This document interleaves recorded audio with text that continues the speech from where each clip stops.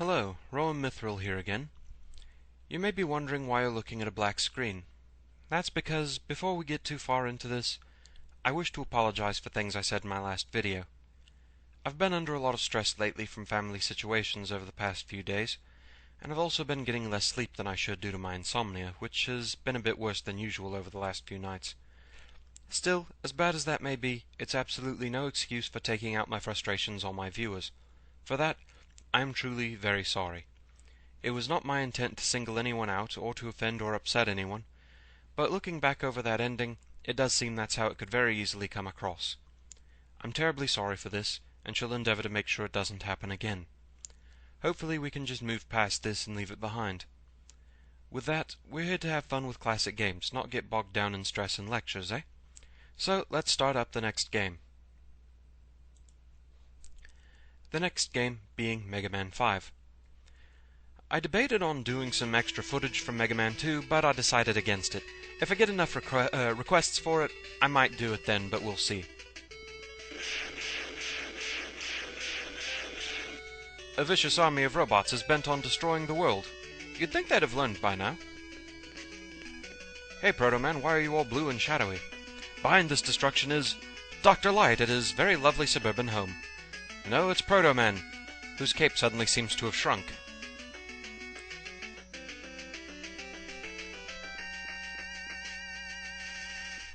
Right, so time to start Mega Man 5. Here we go. So here we have 8 all-new Robot Masters. Wonderful! So nice to have new playmates. We're gonna start this game by going after Napalm Man. He's basically a walking tank, and he's also pretty well known for appearing in the opening title sequence of the Mega Man cartoon, but never the show itself, poor guy. Kitty! That was a Sumo Tiger. They do a lot of damage if they hit you. They also take a lot of damage, 3 hits to kill, and they're also bloody fast. One of the more threatening enemies of this stage, really. Here, kitty, kitty, kitty. Only one more to deal with here, I think, though, right there, so we'll tuck in here so he can't hit us. Down here we are introduced to Met Cannons and also Turbines. As you can see, Turbine is kind of an upgrade of Batonton. Leave it alive long enough and it will shoot at you. This is a rolling drill. You can stand on the purple part safely, but there's no real point getting up there. Better to just shoot it fast and take care of it. If the spikes hit you, it is instant death, so be cautious.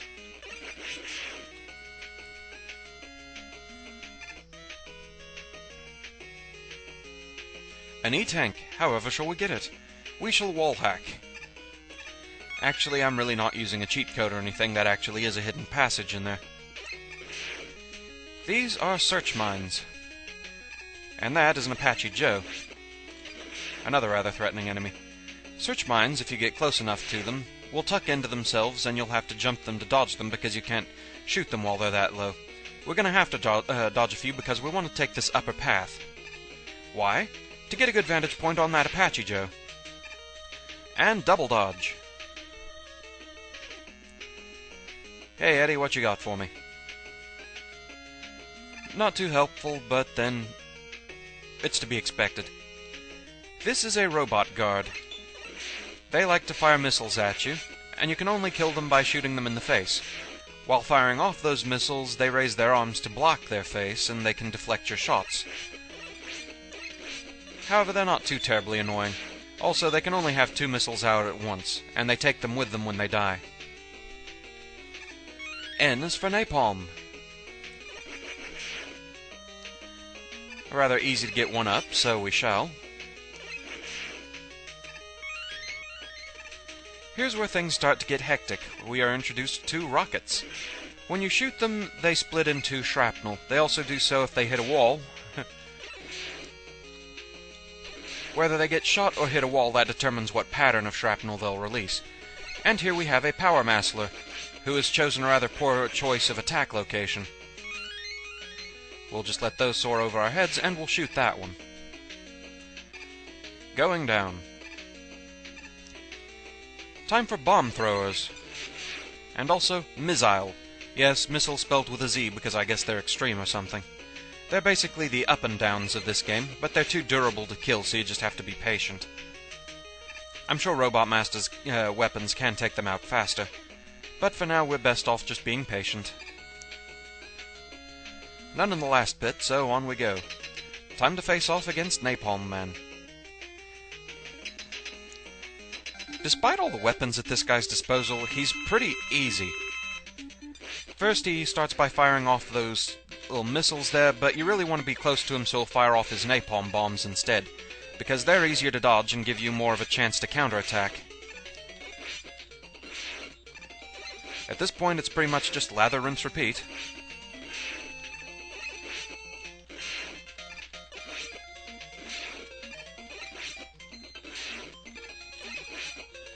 Just basically keeping your distance from the bombs, but staying close enough that it'll use that and not the missile move. And that's all there is to it. Farewell, Napalm Man. Tanks in the background there. Yeah, we get it, you like war. What is it good for? Absolutely nothing. Say it again. With that, we are given the Napalm Bomb, which is marginally better than Bomb Man's hyper bombs. These things at least explode on contact, but they just kind of bounce along the ground in sort of an unwieldy way. So, we already have a foothold in this game. Lovely. It did, of course, come with a few bad takes, so let's enjoy those now, shall we?